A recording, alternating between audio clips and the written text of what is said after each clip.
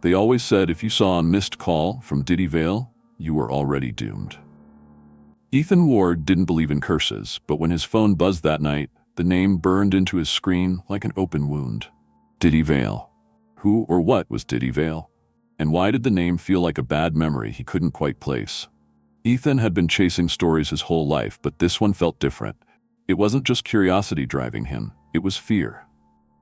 The kind of fear that grabs you by the throat and whispers, "This isn't going to end well." Before we dive into the darkness, make sure to subscribe to our channel for more chilling tales. Don't miss out on the next story that might just keep you up all night. Ethan Ward wasn't the kind of journalist who sat behind a desk waiting for stories to fall into his lap.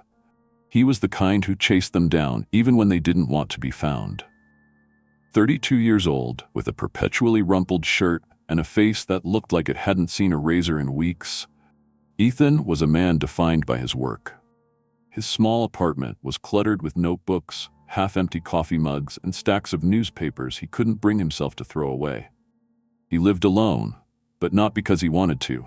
Relationships had a way of slipping through his fingers, just like the stories he couldn't quite crack.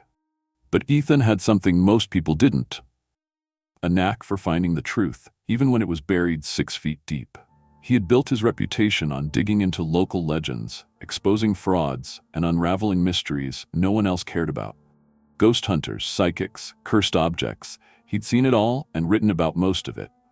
To him, urban legends were just that, stories people told to scare themselves. They weren't real. At least, that's what he used to think. Then the call came. It was late, and Ethan was sitting at his desk, scrolling through old articles for inspiration. His latest pitch, something about a haunted bridge outside of town, had been shot down by his editor, who wanted something fresh. He hated that word. Fresh didn't exist in journalism anymore. Everything had been done, rehashed, or turned into a podcast. But Ethan wasn't ready to give up. He needed this story, not just for his career, but for himself. That was when his phone buzzed. The screen lit up with an unknown number, and for a second, Ethan considered letting it go to voicemail. But then, something about the call caught his eye. The name on the caller ID wasn't a number. It wasn't unknown or private. It was a name: Diddy Vale. Ethan stared at the screen, his brow furrowing. He didn't know anyone by that name, and it didn't sound like a telemarketer or spam call. It was odd, almost too odd. After a few seconds, the ringing stopped, and the missed call notification popped up. He shrugged it off and went back to his research. But then, as the hours dragged on, he couldn't shake the feeling that something was wrong. Ethan Ward woke up drenched in sweat. The image of his flickering laptop screen still burned into his mind. He hadn't meant to fall asleep, but exhaustion had taken over. The apartment was silent now. No buzzing, no static, no cryptic messages. For a brief moment, he thought he might have dreamed the whole thing. But then, as he rubbed his eyes and reached for his phone, the reality of the situation hit him again.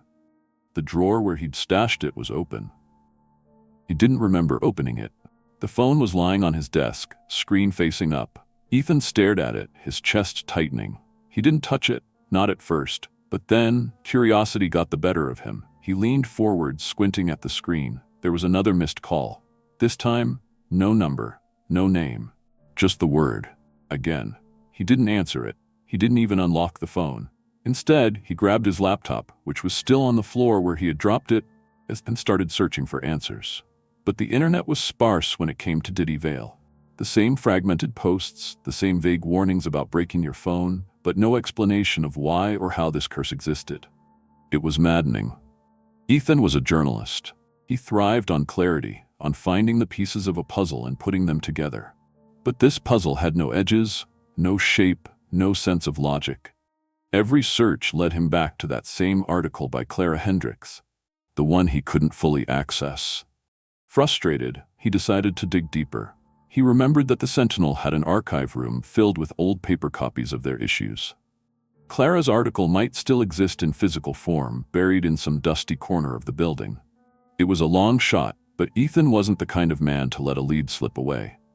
He grabbed his jacket, his keys, and, hesitantly, his phone. He thought about leaving it behind, but then paranoia set in. What if he needed it? What if something happened, and he didn't have a way to call for help? He shoved it into his pocket, feeling its weight like a stone dragging him down. The drive to the Sentinel was uneventful, but Ethan couldn't shake the feeling that he was being followed. Every car that lingered too long behind him, every pedestrian that glanced his way, it all felt too deliberate, too precise. But then again, his mind was playing tricks on him. It had to be. The archive room was colder than he remembered, the fluorescent lights humming faintly as he stepped inside. Rows of metal shelves stretched out before him, each filled with stacks of newspapers, yellowed with age. He found the 2009 section easily enough and began flipping through the issues. It didn't take long to find Clara's article. The name kept coming back to him like a whisper he couldn't quite hear. He searched for it online, typing Diddy Vale into Google. The results were sparse, a few mentions on message boards, a handful of blurry images, and a single article from over a decade ago. The headline read, "If you see a missed call from Diddy Vale, break your phone." Ethan clicked on the link, his pulse quickening. The article was written in a frantic, almost desperate tone, warning readers about the dangers of answering a call from this mysterious entity. According to the writer, anyone who answered, or even ignored, the call would begin to experience strange phenomena. Voices coming from nowhere, distorted faces in mirrors, and a growing sense of dread. The article claimed that breaking your phone was the only way to sever the connection. Ridiculous, Ethan muttered to himself. But then he looked at the timestamp on the article.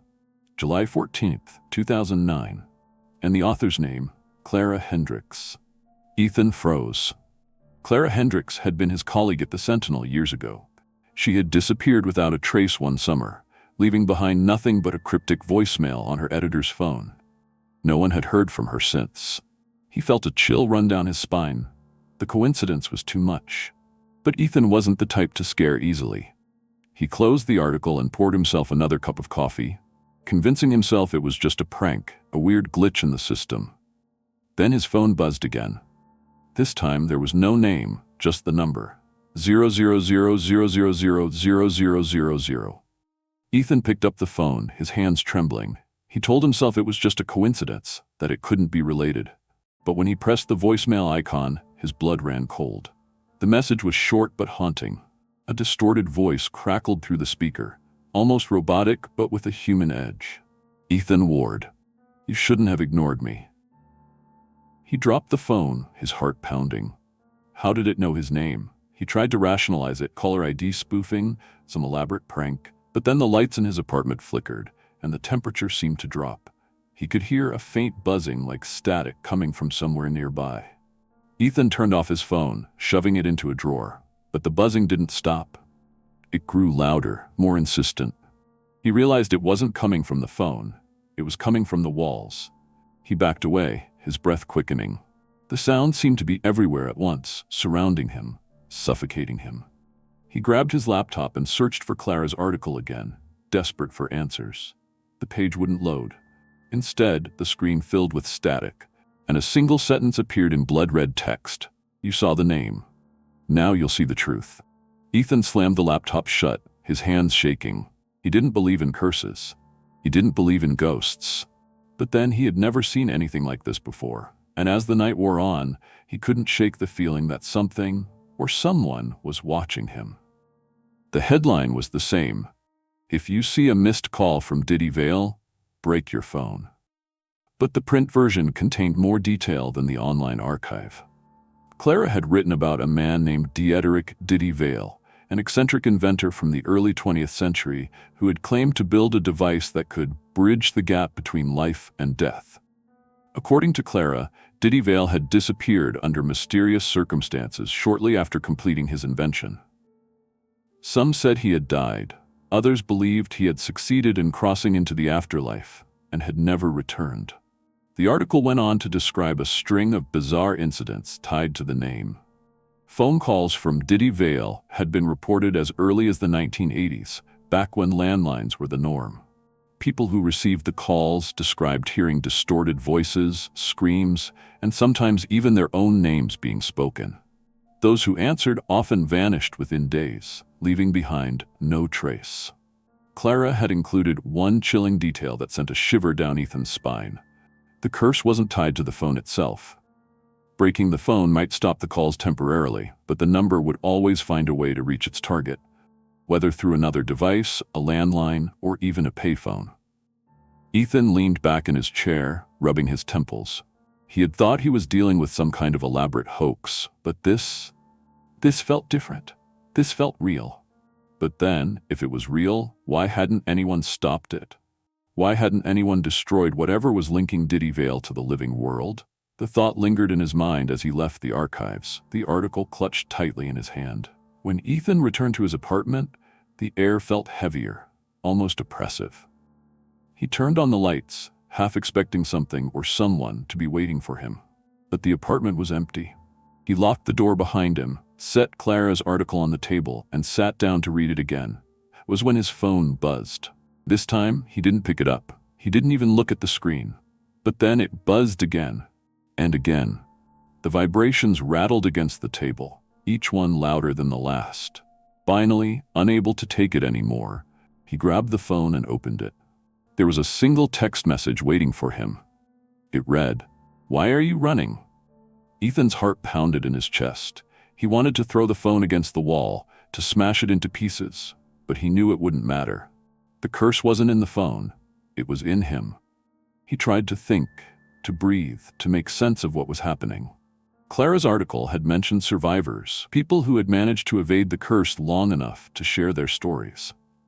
If they existed, then there had to be a way to stop this, but the article didn't say how. Desperate, Ethan turned to the internet again. He found a forum dedicated to urban legends filled with threads about Diddy Vale. Most were old, inactive for years, but one caught his eye. It was titled, "I broke my phone. It didn't work." The post was written by someone named Ghost Echo 89, who claimed to have received a call from Diddy Vale years ago. According to their story, breaking the phone hadn't stopped the curse. They had tried everything, burning the phone, moving to a different city, even destroying every piece of technology they owned. But the calls kept coming. "You can't stop it," the post read. "You can only delay it. The only way out is to answer." Ethan felt his stomach drop. He didn't want to answer. He didn't want to know what was on the other side of that call. But then, what choice did he have? The phone buzzed again, and this time, he didn't need to look to know who it was. The air around him grew colder, the lights flickering as the vibrations seemed to echo through the room. Ethan picked up the phone, his fingers trembling. He stared at the screen, at the name that had haunted him for the past 24 hours. Diddy Vale. He didn't answer it. Not yet. But as the phone buzzed in his hand, he knew he couldn't run from this forever. Ethan stared at the phone. It buzzed in his hand, steady and rhythmic, like a heartbeat. He wanted to throw it, smash it, or maybe just let it buzz until the battery died. But then, what would that solve? The name on the screen, Diddy Vale, seemed to glare at him, daring him to pick up. He hesitated, caught between fear and desperation. The buzzing stopped, but his relief was short-lived. A second later, it started again. He had spent his entire life chasing the truth, uncovering mysteries no one else could explain. But now, the truth was chasing him, and he didn't know how to escape it. Ethan had always believed that answers lay in confrontation, in facing the unknown head-on. But this was different. The phone vibrated relentlessly, filling the room with its sound. It wasn't just a noise, it was a presence, an entity that demanded his attention. He wanted to ignore it, to pretend it wasn't happening. But then, ignoring it hadn't worked before. He had read the stories, the warnings, and the desperate pleas from others who had faced this same nightmare. They had all tried to run, but none had succeeded. Finally, Ethan made a decision. He swiped his finger across the screen and pressed the phone to his ear. His voice was steady, but his hands were trembling. "Hello?" For a moment, there was nothing but silence. Not even static, just an empty, hollow void. Then a voice spoke. "Ethan Ward, you shouldn't have ignored me." The voice was distorted, metallic yet somehow organic, as if it belonged to something not entirely human. Ethan swallowed hard, his throat dry. "Who are you? What do you want?" The voice didn't answer immediately. Instead, it let out a low, crackling laugh that sent chills down Ethan's spine. "You've been looking for the truth your whole life, Ethan. Now it's found you." Ethan's mind raced. He wanted to hang up, to end the call, But then he knew it wouldn't matter. The curse wasn't in the phone, it was in him now. "What truth?" he asked, his voice firmer this time. "What are you talking about?" The voice grew louder, more forceful. "The truth that lies between life and death, the place you've been avoiding, the place you fear." Ethan clenched his fists, his frustration outweighing his fear. "I don't understand. What do you want from me?" The line went silent again. But Ethan could hear something faint in the background. It sounded like whispers, hundreds of them, overlapping and blending into one another. Then, the voice returned. "You'll understand soon enough. Look behind you." Ethan froze, his breathing quickened and his pulse thundered in his ears. He didn't want to turn around, but his body moved on its own, compelled by some unseen force. The room was empty. The voice returned, echoing from every direction. "Welcome, Ethan. This is the place you've been chasing, the place between life and death." Ethan's breathing was shallow, his mind racing. He tried to speak, but the words caught in his throat. The figure appeared again, its form clearer now. It had no face, but its presence was overwhelming. "You can't escape, Ethan. You can only accept." Ethan shook his head, tears streaming down his face. "This isn't real. This isn't real." The figure leaned closer, its voice a whisper that filled his mind. "Real is relative. You've crossed the threshold. There's no going back." The flickering lights grew brighter, revealing glimpses of other figures, people, trapped and screaming silently. Their faces were twisted in fear, their eyes hollow. Ethan realized with a sickening dread that he was one of them now, caught in a place where time and reality no longer mattered. He had chased the truth, but now the truth had caught him. And that's where the story leaves us. For now. What do you think lies beyond the call from Diddy Vale? Would you answer it? Or would you break your phone and run?